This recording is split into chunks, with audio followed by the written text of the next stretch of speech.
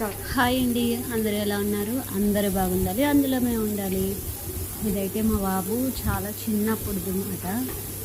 నేను వండుతా అని చెప్పేసి కిచెన్లోకి వచ్చి వాడు చేసిన కర్రీ మాట, ఫ్రై. మీరైతే ఏం ఫ్రై అనుకుంటున్నారో కామెంట్ చేయండి. మీ పిల్లలు కూడా ఎప్పుడైనా ఇలా చేశారా? పిల్లలు చిన్నప్పుడు అది చేస్తా ఇది చేస్తా అంటూ బాగా, అంటే మనకి హెల్ప్ చేయడానికి వచ్చినట్టే ఉంటుంది, బట్ కొంచెం మనకి టైం టేకింగ్ ప్రాసెస్ అయిపోద్ది వాళ్ళ వల్ల. కానీ వాళ్ళకు కూడా ఫోన్ కంటే ఇది మంచిది, అన్నీ తెలుస్తూ ఉంటాయి. ఇంట్లో వాళ్ళ పడే అంటే ఇంట్లో వాళ్ళు మార్నింగ్ నుంచి నైట్ వరకు ఏం చేస్తున్నారనేది తెలుస్తుంది, ఎలా ఉండాలో తెలుస్తుంది, ఏ ఇంగ్రీడియంట్ వాడుతున్నారో తెలుస్తుంది. అంటే మచ్గా మాస్టర్ చెఫ్ రేంజ్లో తెలియకపోవచ్చు, ఎందుకంటే మనకే తెలియదు కదా, వాళ్ళకి ఎలా తెలుస్తుంది చెప్పండి. సో ఆ రేంజ్లో తెలియకపోయినా పర్వాలేదు, తెలుస్తాయి కదా. నార్మల్గా వెజిటేబుల్స్కి వెళ్ళినప్పుడు కూడా మా బాబు వెళ్ళి వెజిటేబుల్స్ తీసుకొస్తాడు, ఆకుకూరలు తీసుకొస్తాడు.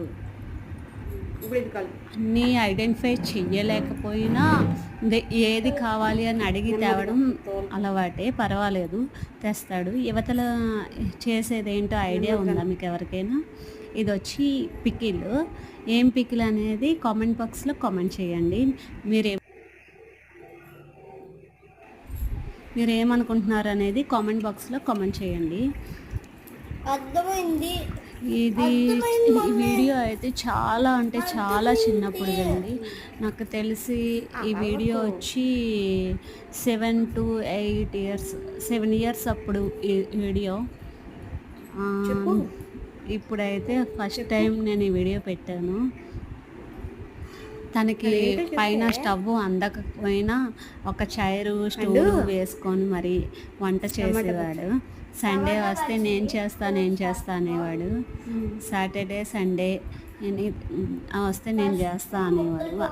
సో కలపడం మాత్రమే అని చెప్పేసి అనుకుంటున్నారు కదా, కాదు, ఉప్పు కారం అన్నీ వేయడం కూడా తెలుసు, బాగానే పర్వాలేదు చేస్తాడు. ఒక స్టవ్ మాత్రం ఆన్ చేయలేడు, కానీ ఉన్నాయన్నీ చేస్తాడు. వెజిటేబుల్స్ కట్ చేస్తాడు అప్పుడప్పుడు. Not bad. సో పిల్లలకి ప్రతి పని నేర్పించండి, ఇండివిజువాలిటీ ఉండాలి. ఎందుకంటే బట్టలు ఫోల్డ్ చేసుకోవడం కానీ వాళ్ళకి మినిమం కావాల్సినవన్నీ వాళ్ళు ఏర్పరచుకునేలాగా నేర్పించండి.